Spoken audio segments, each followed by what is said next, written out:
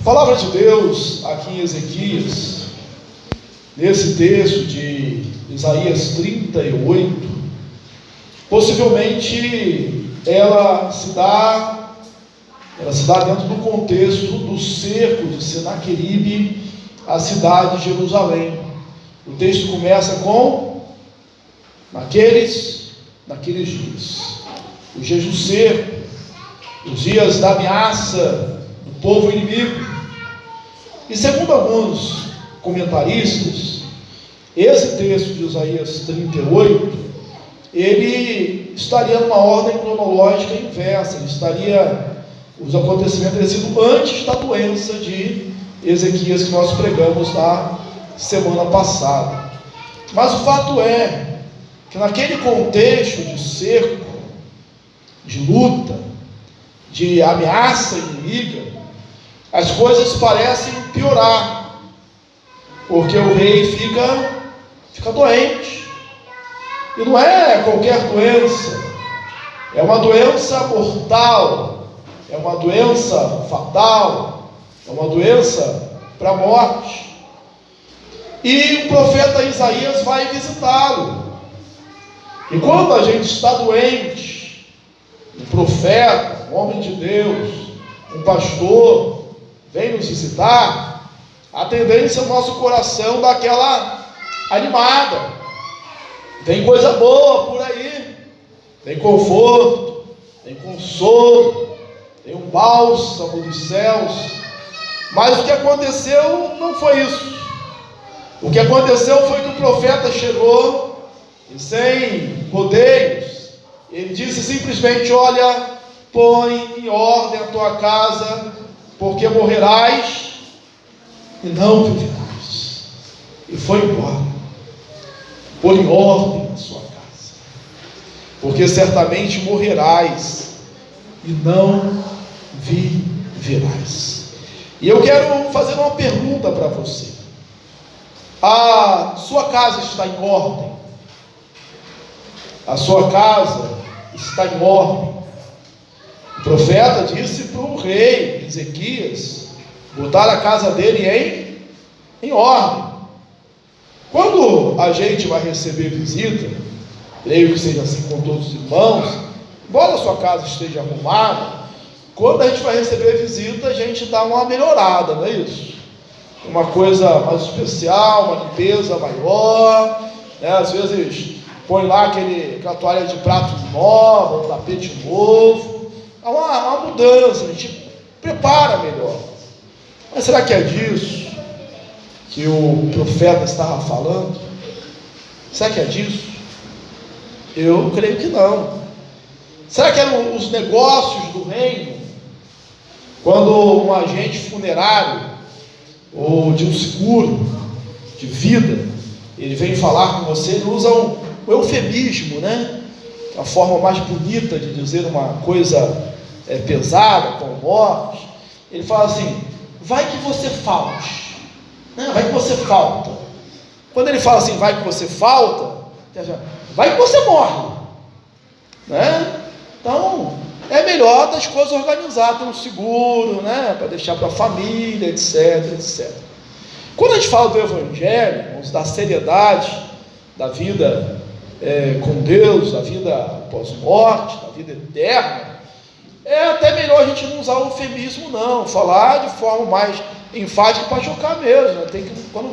Antes de morrer tem que aceitar Jesus, né? Antes de passar dessa para melhor, quando descansar, ou quando faltar, tem que aceitar antes Jesus, porque essa é a condição de ser salvo. Mas eu não acredito também que o profeta estivesse falando dessas questões administrativas. Por quê que eu não acredito nisso? Primeiro, Ezequias era um rei. Então, a casa de Ezequias, nesse sentido de estar bem arrumada, devia ser algo de fato, né? Devia ter muitos empregados para arrumar a sua casa. Então, não devia ser essa questão de botar a casa em ordem. A casa devia estar bem arrumada, o palácio devia estar bem arrumado. Também não é questão administrativa, Porque Ezequias fez grandes obras. Ezequias fortificou os muros da cidade de Jerusalém. Ezequias, ele construiu o aqueduto para que no eventual cerco não houvesse falta de água para os habitantes dentro de Jerusalém. Você quer botar a vida dele espiritual em ordem? Põe em ordem a sua vida com Deus. Irmãos, Ezequias é um dos reis de Israel, do qual é dito que ele fez o que era bom perante o Senhor. Diz mais, que antes dele não houve rei como ele, e nem depois haveria, Poucos são os reis de Israel, Ezequias, Asa, Josias e Josafá, que recebem esse título: fez o que era bom perante o Senhor. Ele destruiu todos os altos, todos os lugares de adoração que o seu pai tinha construído, e adorado só o Senhor, voltado o culto no templo. Então era um homem de Deus, vamos dizer assim. Mas o que o profeta então queria dizer com vai, põe a tua casa em ordem, porque certamente morrerás? A casa aqui possivelmente deve ser a família, deve ser a sua vivência familiar, deve ser aquele convívio, aquele lugar onde nós somos os sacerdotes. E aí eu pergunto: a tua casa está em ordem? A sua família está em ordem? Você está passando o bastão da fé às futuras gerações? O fato é que Ezequias ora. Isso corrobora com o que eu disse, que não devia ser colocar a sua vida espiritual em dia. Ele ora, ele vira para o lado, ele ora: lembra-se do Senhor, lembra-te, Senhor, peço. Eu andei com integridade, e chorou muitíssimo. Quantos de nós teria a coragem, a ousadia de Ezequias, ele dizia assim: Senhor, eu andei com integridade, eu não fiz nada errado não. Ezequias falou isso, e diz que antes do profeta atravessar o pátio, sair ali da área do palácio, o Senhor fala com ele, com o profeta Isaías, e diz: vai, volta lá e fala para Ezequias que eu ouvi a oração dele, eu vi as lágrimas dele, e eu acrescentarei aos seus dias 15 anos. O profeta passa por essas situações, Você chega e fala assim: vai acontecer isso assim, diz o Senhor. Aí depois sai, Deus fala: vai lá e fala o contrário agora. E ele tem que: Senhor, manda outro, porque eu já fui lá, já falei que ele vai morrer, vai pegar mal para mim, dizer o contrário agora. Mas ele vai e ouve, atende a Deus e fala. E olha como as coisas são interessantes, irmãos. O homem estava condenado à morte. O texto de Reis, que é paralelo a esse texto aqui, esse acontecimento está em Reis, segundo Reis, segundo Crônicas, segundo Reis no capítulo 20, também Crônicas lá no capítulo 32. O texto de Reis, ele pede um sinal. Aqui é no finalzinho que diz assim: olha, o rei Ezequias tinha pedido qual o sinal de você curado. E lá ele pede sinal, qual é o sinal de que eu serei restaurado e dentro de 3 dias estarei na casa do Senhor? Aí o profeta falou para ele: você quer que a sombra do relógio declinante, a sombra do sol declinante no relógio de atrás, ela atrase 10 graus, ou que ela adiante 10 graus? Aí ele diz: olha, adiantar 10 graus é fácil, que isso não aconteça antes que ela retroceda 10 graus.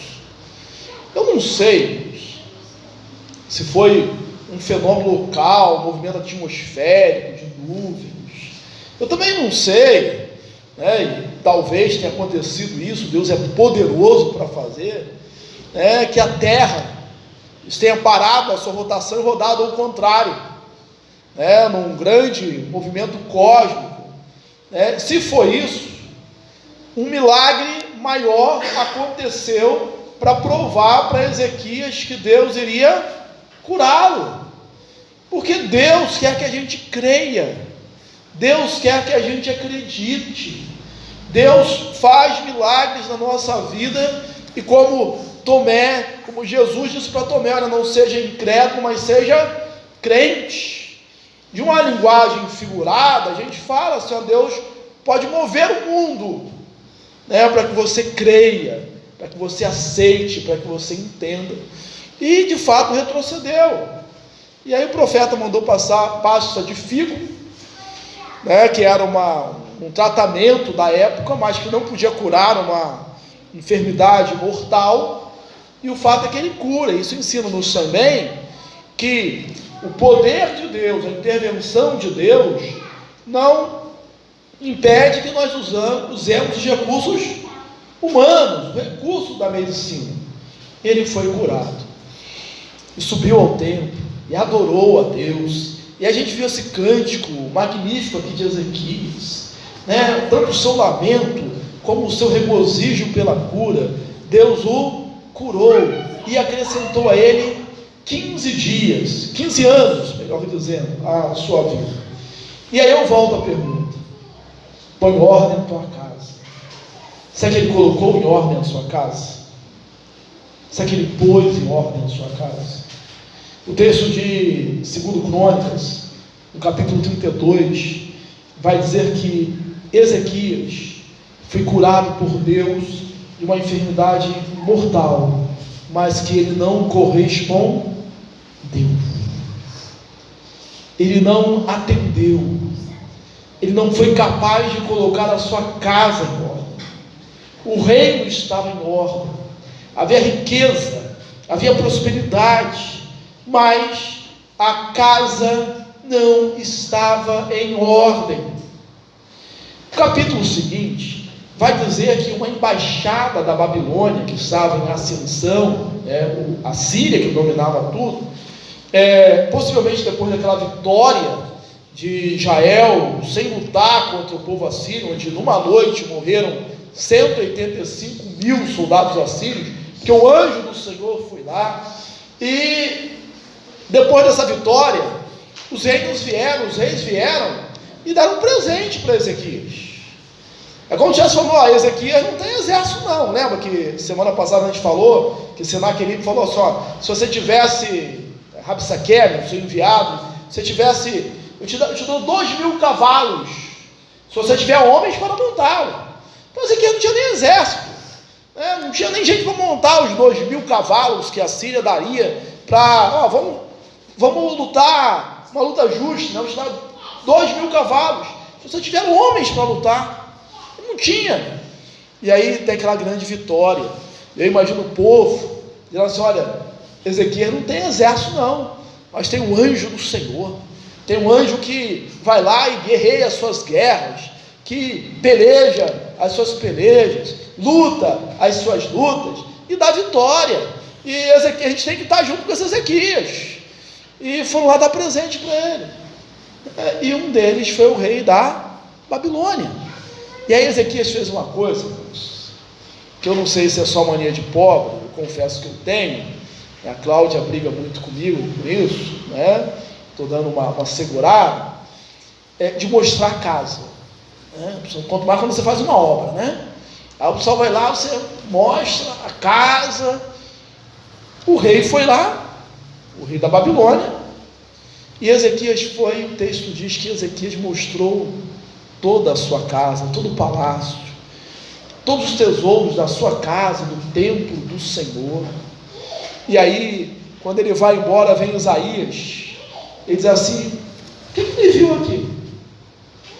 E Ezequias responde, o rei Ezequias, ele viu tudo, todos os meus tesouros, toda a minha glória, ele viu tudo. Ezequias se ensoberbeceu e mostrou todos os seus tesouros. Aí, Isaías diz assim: olha, esse mesmo rei, esse mesmo povo, os babilônicos, vão vir e vão levar os seus filhos, né, deportados para a Babilônia. Eles vão ser eunucos na casa dele, na casa do rei da Babilônia. Eu vou entregar essa cidade. E aí sabe o que Ezequias responde? O Ezequias cheio de fé, o Ezequias que orou para ser curado, Deus atendeu, o Ezequias que levantou a carta lá no templo e disse assim: o Senhor é contigo. E Deus foi lá, mandou o anjo, e o anjo matou 185 mil soldados assírios. Sabe o que Ezequias disse para Isaías? Eu até imagino que Isaías deve ter tomado um susto. Ezequias diz assim: boa é esta palavra.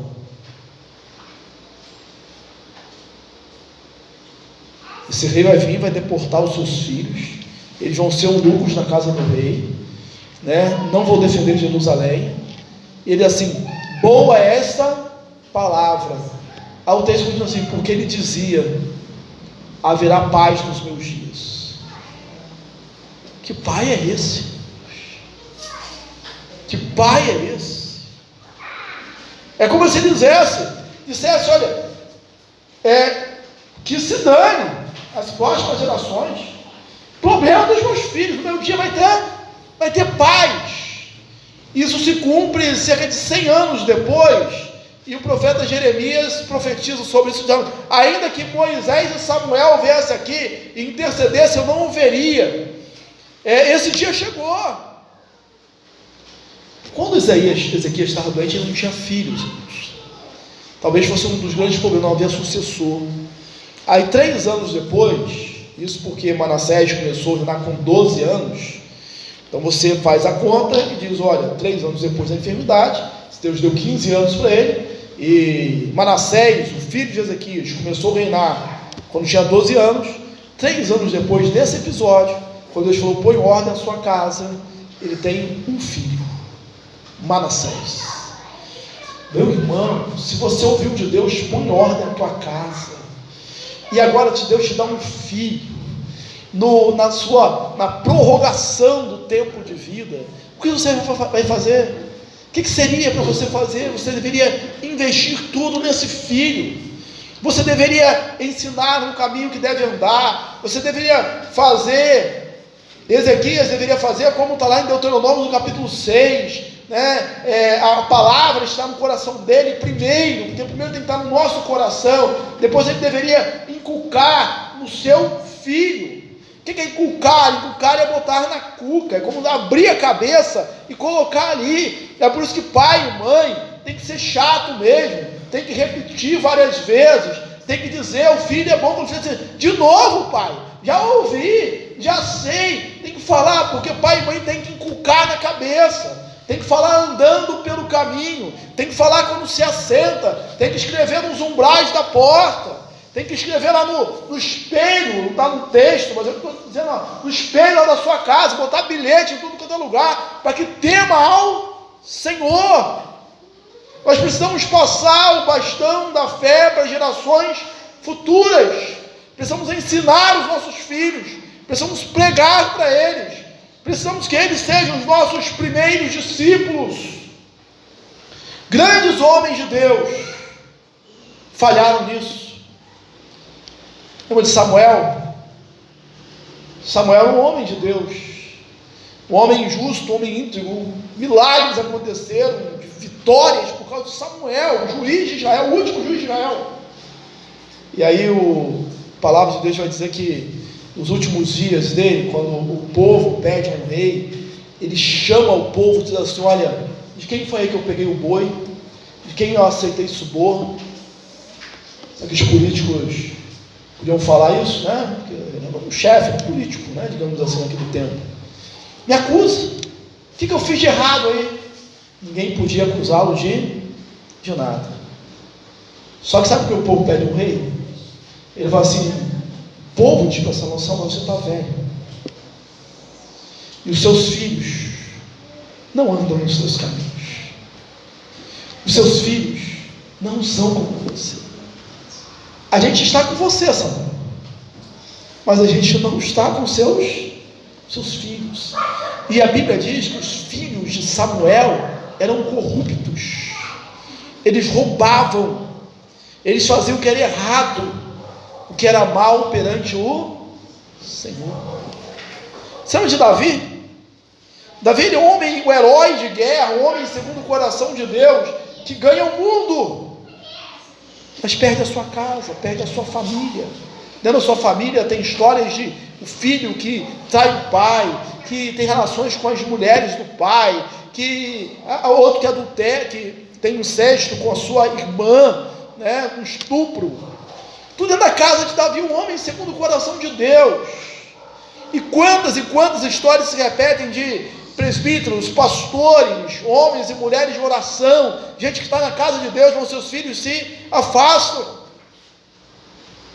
O salmista diz que nós contaremos às futuras gerações as palavras do Senhor, os mandamentos do Senhor. Quantos aqui ouviram dos seus pais a palavra de Deus? Quantos aqui ouviram a mensagem na sua casa? Tem um detalhe: quando o povo de Israel entrou na terra prometida, uma geração escrava morreu no deserto, uma geração nova, né, que não tinha aquele espírito, digamos assim, de escravo, entrou na terra prometida. Uma geração, 2 gerações, na terceira geração, o texto nos diz assim, que levantou-se uma geração que não conhecia o Senhor. Irmãos, 10 pragas do Egito, o mar vermelho se abrindo, vitórias, maná do céu, cordonizes, a rocha que dá água, água amarga que se transforma em água doce, vitória contra os inimigos, muralhas de Jericó que ruem, Rio Jordão que abre, milagres e milagres e milagres, em apenas